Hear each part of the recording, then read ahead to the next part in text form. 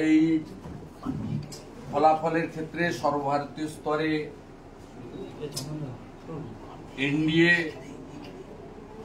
পূর্ণ সংখ্যাগরিষ্ঠতায় আবার তৃতীয়বারের জন্য ফিরে এসেছে এবং নরেন্দ্র মোদীজি দ্বিতীয়বার আবার প্রধানমন্ত্রী হতে চলেছেন।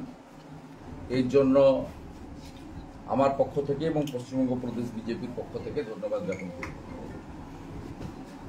আপনারা জানেন যে পশ্চিমবঙ্গে লাগাতার 3 মাস ধরে প্রচার হয়েছে।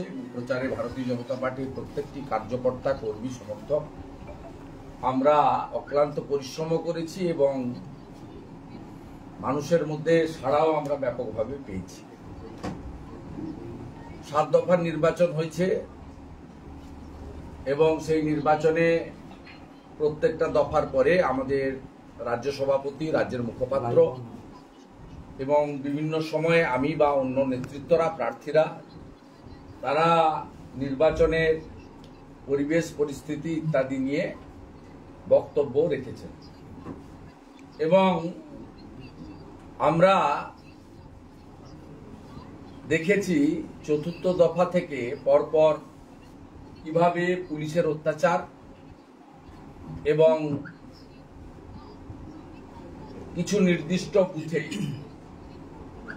অ্যাবসেন্ট এবং মৃত ভোটারদের ভোট বিকালের দিকে দিয়ে দেওয়া এবং শেষের দিকে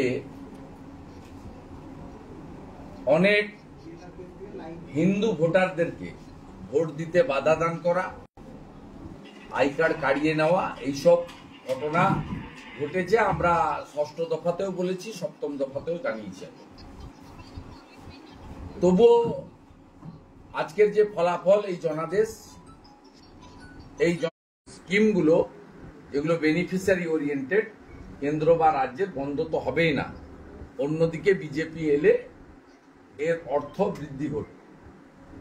এগুলো বলার পরেও এক শ্রেণীর ভোটারকে ভয় দেখানো হয়েছে এবং বুথভিত্তিক যেহেতু ইভিএম এ ফলাফল আসে, তাই তাদের মধ্যে আতঙ্ক কিছুটা হলেও কাজ করেছে আমাদের মনে হয়েছে।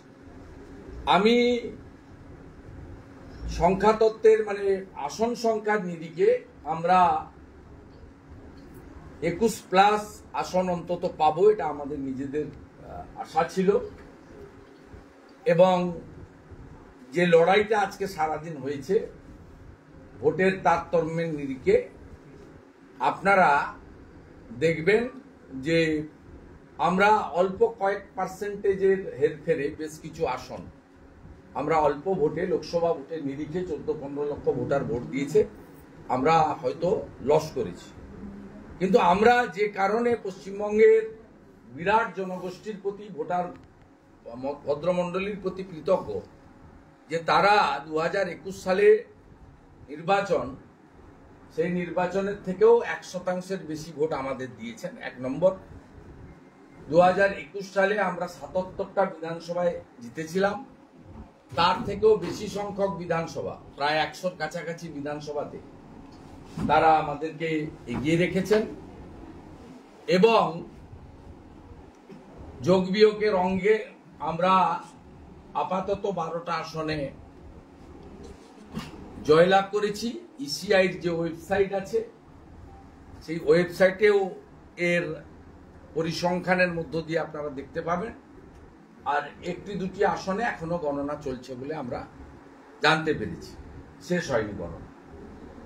তা আমরা ভারতীয় জনতা পার্টি পশ্চিমবাংলার প্রধান বিরোধী দল হিসেবে এই অপশাসন, কুশাসন, দুর্নীতি এর বিরুদ্ধে যে সর্বাত্মক লড়াই আমাদের 21 সালের পর থেকে বিশেষ করে ছিল, সেই লড়াই আমাদের জারি থাকবে এবং বিরোধী দল হিসেবে এই যে বিপুল সংখ্যক ভোটার ভোট দিয়েছেন, তাদের স্বার্থ পূরণে বা তাদের যে